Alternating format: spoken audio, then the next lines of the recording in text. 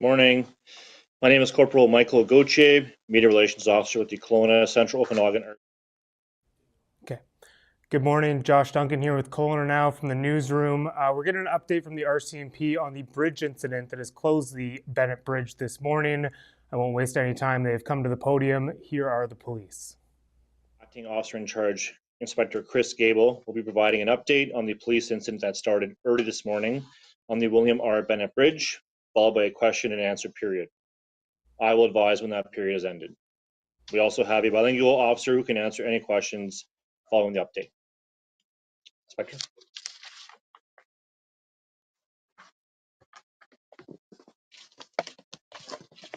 Good morning. My name is Inspector Chris Gable. I'm the Acting Officer in Charge of Kelowna Central Okanagan RCMP Detachment. This morning, January 27th, at approximately 3:45 a.m., our officers responded to a distraught man who parked his white panel van across both eastbound lanes of the William R. Bennett Bridge. The man had made some threatening comments to the police concerning his own well-being before starting a fire within the vehicle. The local fire department, Kelowna Fire Department, was also on scene and able to immediately extinguish the fire. Officers were able to convince the man to exit the vehicle, where he was apprehended and taken to hospital for any treatment he might require. It is unknown at this time whether he suffered any injuries as a result of the vehicle fire. I'm happy to report that no one else was injured while the man was taken into custody.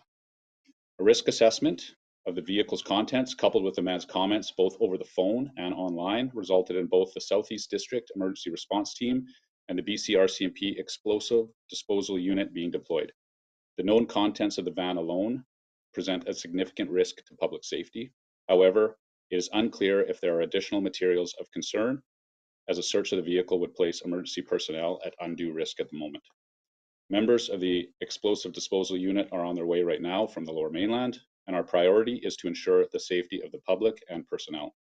Only once deemed safe can the vehicle be removed from the highway and traffic allowed to resume. There are alternate routes in place along West Side Road until the bridge can be reopened. I understand the inconvenience this causes the motorists. However, public safety is paramount. I want to reassure you that we are taking necessary precautions to ensure the safety of everyone, including our first responders, and we appreciate everyone's patience and understanding. I have my colleagues here today from Kelowna Fire Department, BC EHS, and Interior Health, and I will pass it over to them to make statements before we answer questions. So at this moment, I will pass the microphone on to Assistant Chief Eric Grutendorf. Thank you.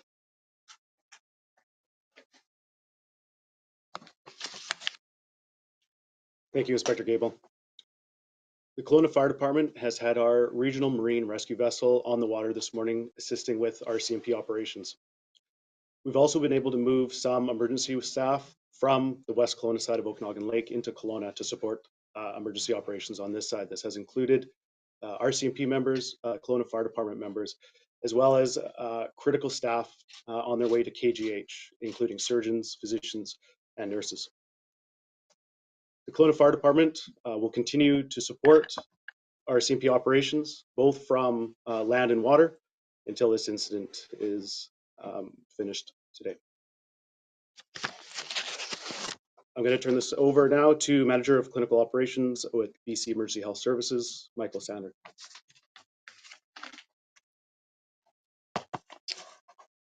Thanks, Inspector. I'll read some prepared statements. As noted, my name is Michael Sandler, Clinical Operations Manager, BC Emergency Health Services. BC Emergency Health Services is working with Kelowna RCMP and other partners to ensure that impacts to patient care are minimized while our policing partners work to resolve the incident safely. A marine vessel, as noted, is placed to transport essential workers, including paramedics between Kelowna and West Kelowna. Additionally, we have adjusted our resources in neighboring areas and shifted our air resources to ensure we are able to respond as needed. I'll now hand it over to Interior Health. Thank you.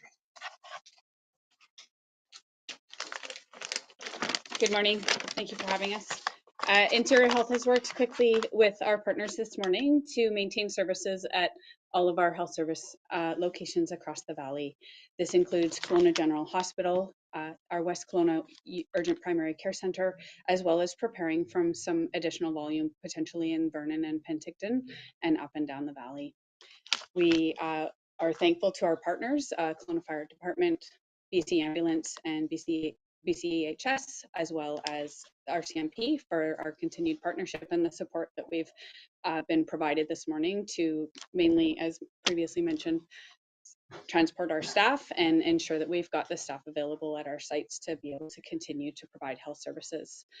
We acknowledge and thank the patients who are directly impacted by this incident for their patience and understanding when accessing health services. We understand that several people have traveled an exceptionally long way to access KGH this morning compared to what they were expecting this morning. And we also ask that anyone who is unable to make their appointments contact the hospital and let the folks know that they're unable to attend.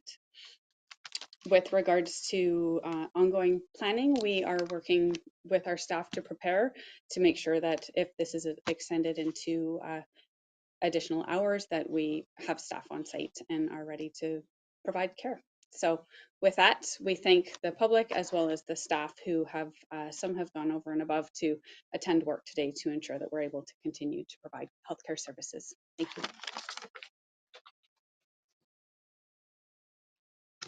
Thank you. And at this point, we'll take any questions that you may have, and those questions can be directed to either myself or to any of my partners here. We understand that the RCMP are at the home of one Roy Winter, who sent various media sources, myself included, a very long kind of rant. I don't know if I call it a manifesto, but can you update us on the situation with Roy Winter? Okay. Because criminal charges haven't been laid, I can't comment on any individual's names at this time. Are you in his house?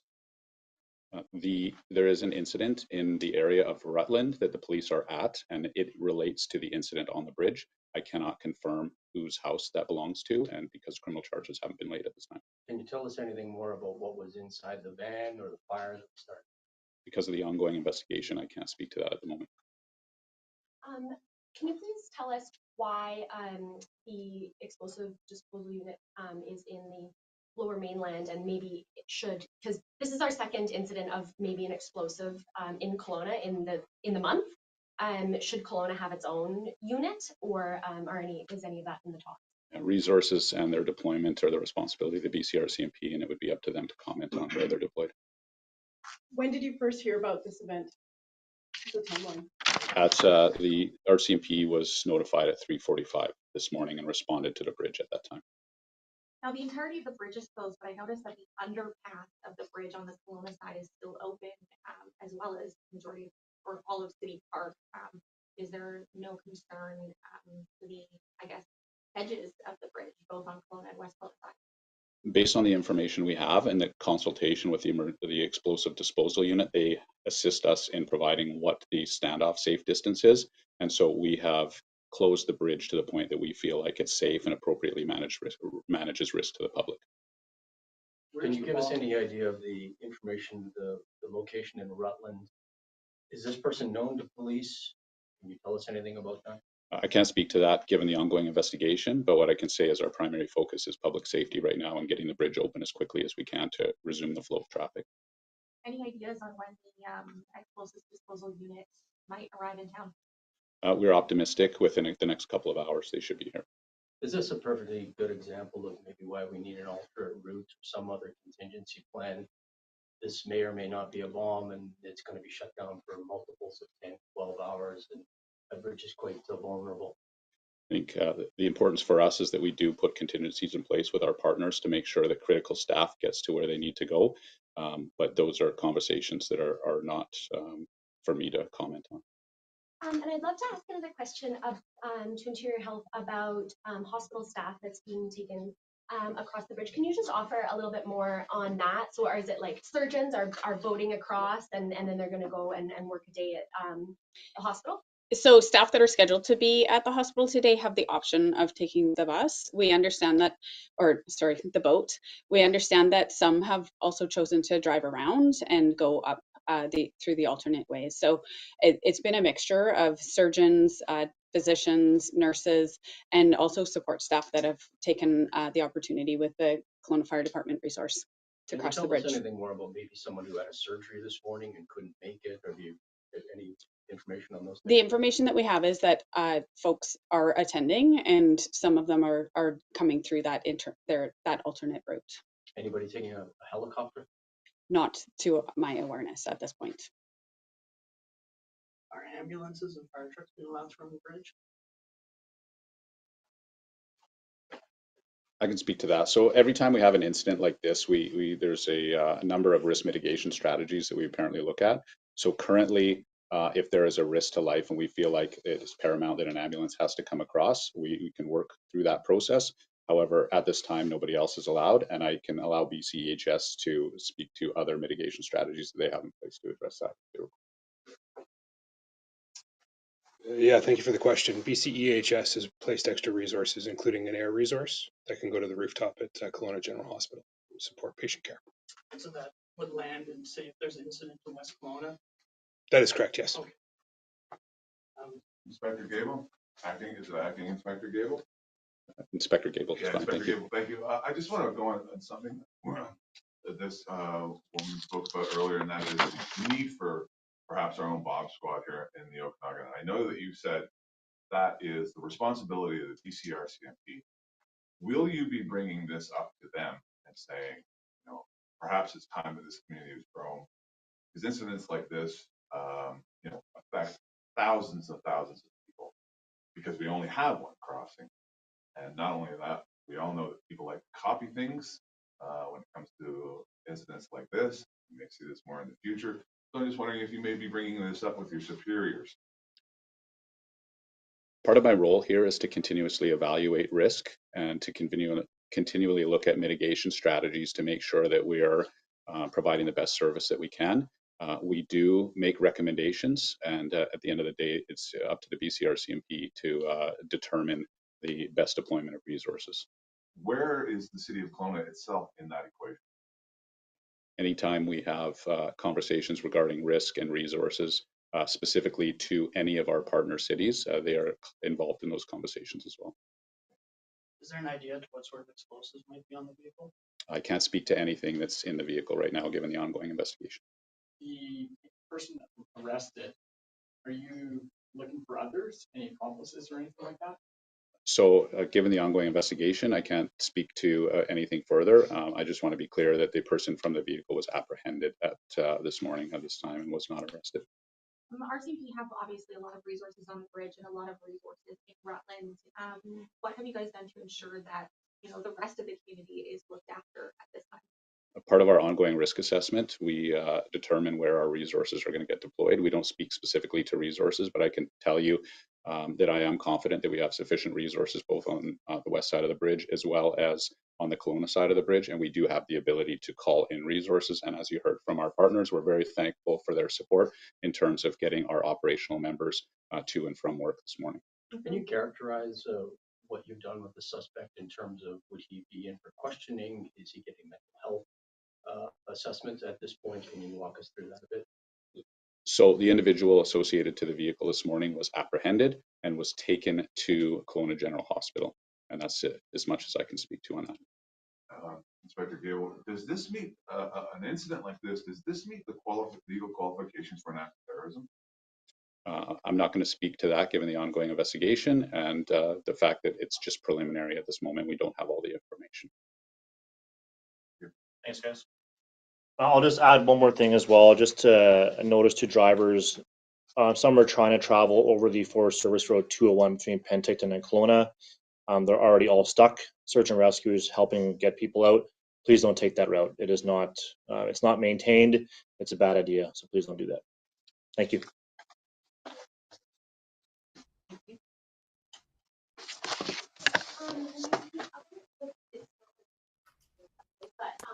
What obviously you don't all want to do.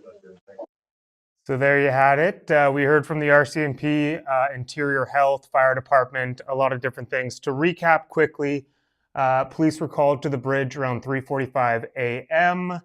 The Lower Mainland Explosive Disposal Unit is en route. The RCMP hoping they can get here within the next couple of hours. Until they do and do their work on the bridge will remain closed, so it's not expected to open until at least the mid-afternoon.